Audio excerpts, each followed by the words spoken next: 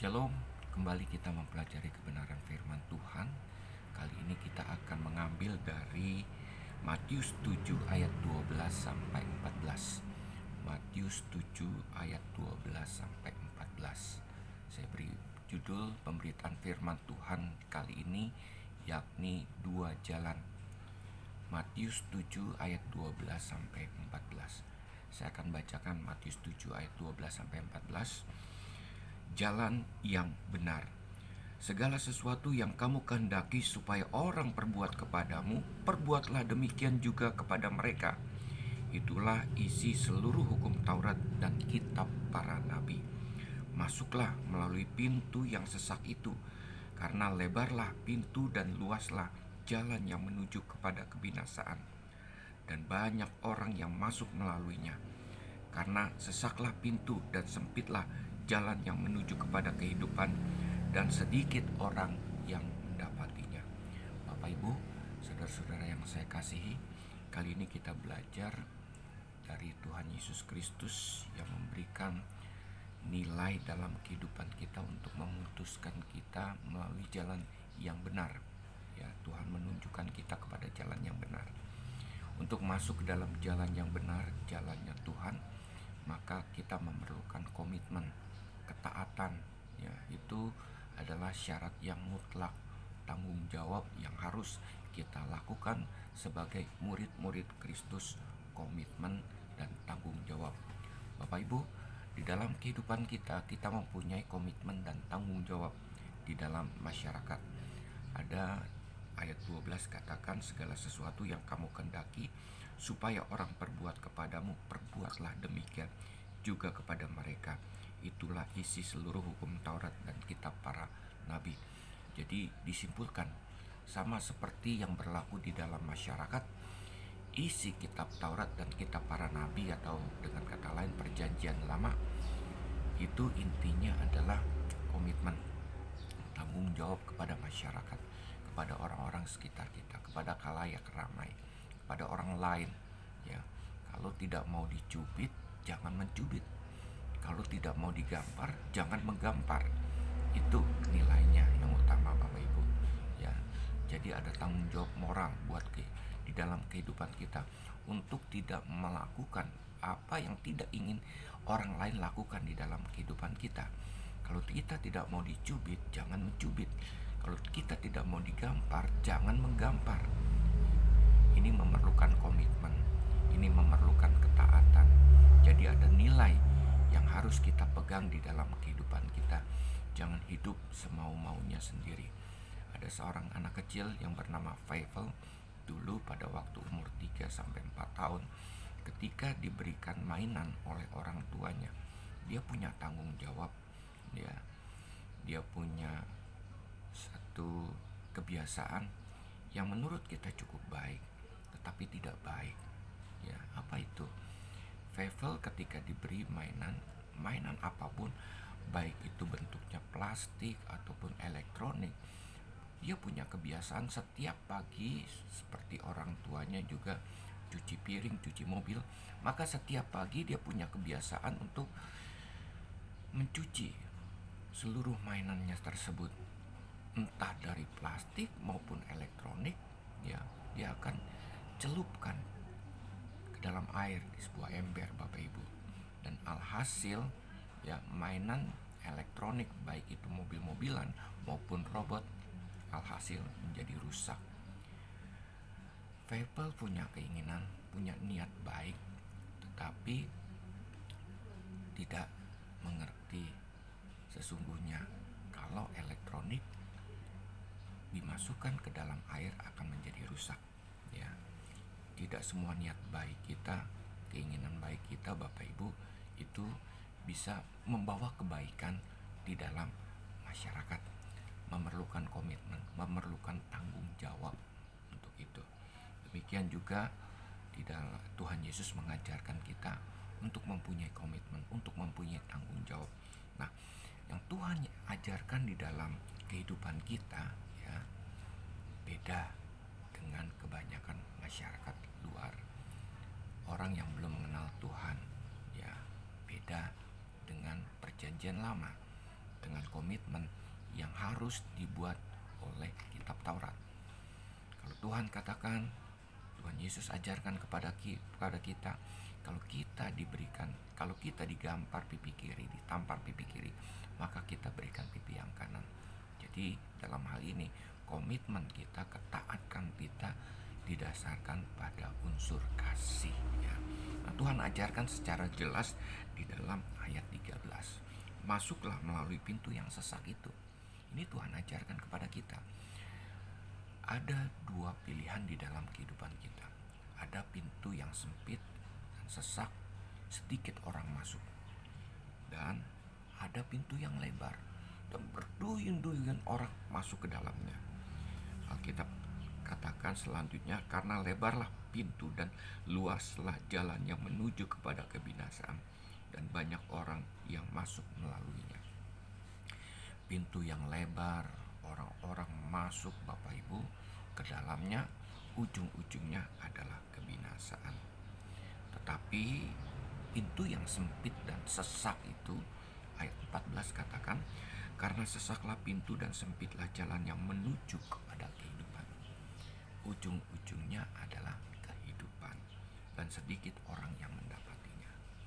Bapak Ibu, kalau orang disuruh masuk ke dalam satu kehidupan atau dalam satu tempat di mana di situ banyak aturan, Bapak Ibu, maka orang akan malas untuk masuk ke dalamnya, ya, karena di situ kita nggak boleh melakukan ini, nggak boleh melakukan itu. Katakanlah seorang anak kecil disuruh pergi masuk ke sekolah, dia akan merasa enggan, Bapak Ibu. Karena apa? Karena banyak aturan yang mengikat dia di situ.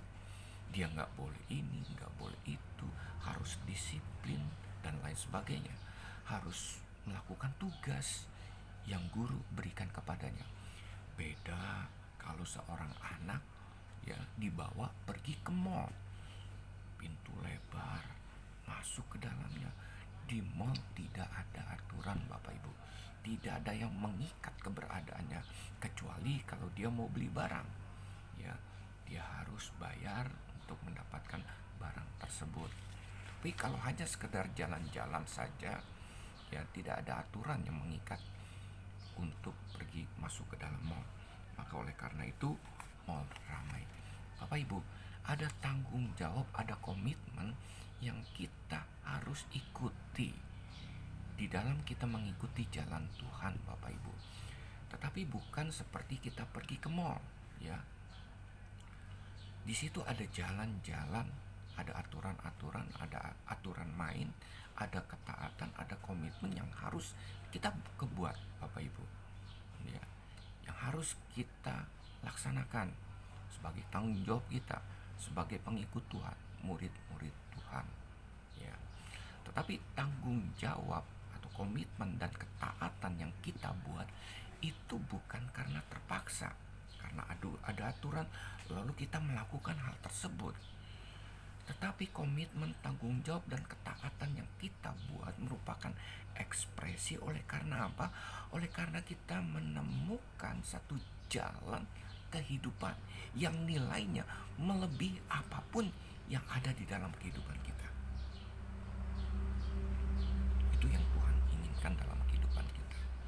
Jangan merasa ikut Tuhan itu seperti Lukas 9 ayat 23. Setiap orang yang mau, ya, kita harus buat komitmen. Ikut aku, ia harus pikul salib dan sangkal diri. Wow, berat untuk ikut Tuhan. Tetapi tidak buat Sakius, Bapak Ibu. Sakius melakukan komitmen, tanggung jawab moral, ketaatan kepada Tuhan bukan karena keterpaksaan, tapi ekspresi spontan oleh karena dia menemukan nilai yang melebihi apapun yang dia miliki saat itu, melebihi harta, ya, dan terlebih lagi dia menemukan kehidupan di dalam Tuhan Yesus Kristus. Sehingga ketika Tuhan katakan dia berusaha untuk melihat Tuhan Yesus, dia naik pohon ara karena badannya pendek, sementara orang banyak sudah ada di situ di depannya, Bapak Ibu. Dan ketika Yesus lewat di situ, Tuhan mensapa Sakyus. Dikatakan, Sakyus turunlah, aku mau menumpang di rumahmu. Bayangkan Bapak Ibu, siapa Sakyus? Orang berdosa. Tuhan Yesus mau menumpang di rumahnya. Artinya apa? Tuhan mau menerima dirinya, bukan keberdosaannya Bapak Ibu. Orang yang berdosa diterima oleh Tuhan Yesus. Bahkan Tuhan Yesus mau menumpang di rumahnya saat itu.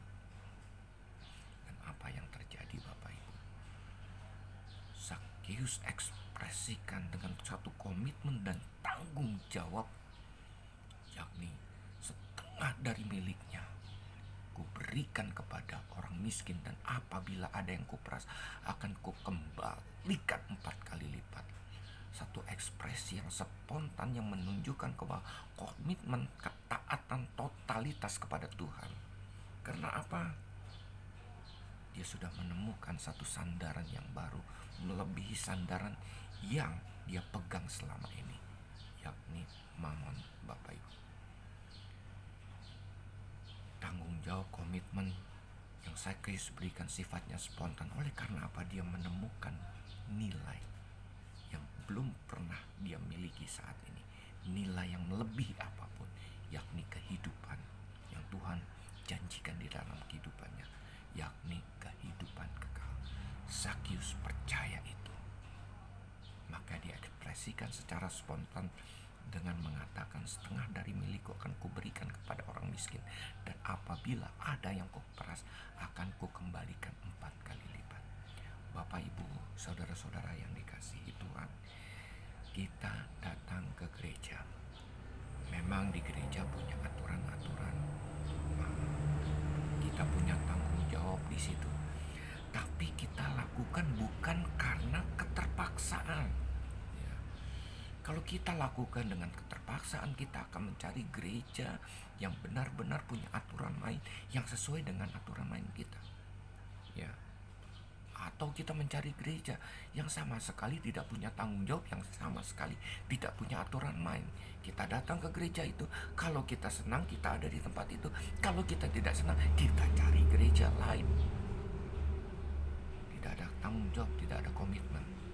Bapak Ibu, komitmen kita, tanggung jawab kita di dalam gereja sebagai anak-anak Tuhan adalah tanggung jawab spontan, ekspresif Bapak Ibu. Seperti Sakyus, kita tidak hitung-hitungan. Ya. Oleh karena apa? Oleh karena kita menemukan nilai yang lebih, nilai yang utama, nilai yang tertinggi di dalam kehidupan kita. Kita menemukan Kristus yang menjanjikan kehidupan kekal, surga Bapak Ibu, buat kehidupan kita. Dan bahkan lebih daripada itu, Tuhan tinggal di dalam kehidupan kita. Dia menyertai kita. Dia tidak pernah meninggalkan, membiarkan kita. Kita lakukan bukan karena kita terpaksa Bapak Ibu, bukan karena kita harus ikut aturan lain, tapi spontan kita lakukan. Katakanlah di dalam memberikan persepuluhan, memberikan persembahan misi dan lain sebagainya, bukan karena kita dituntut punya tanggung jawab untuk melakukan itu. Tapi kalau kita memberikan persepuluhan, saya percaya bukan hanya 10%, tapi lebih daripada itu. Kehidupan kita berikan kepada Tuhan. Karena apa? Karena kita mengetahui bahwa Tuhan memberikan kepada kita bukan kebinasan, tetapi kehidupan Bapak Ibu. Tuhan memberkati. Shalom.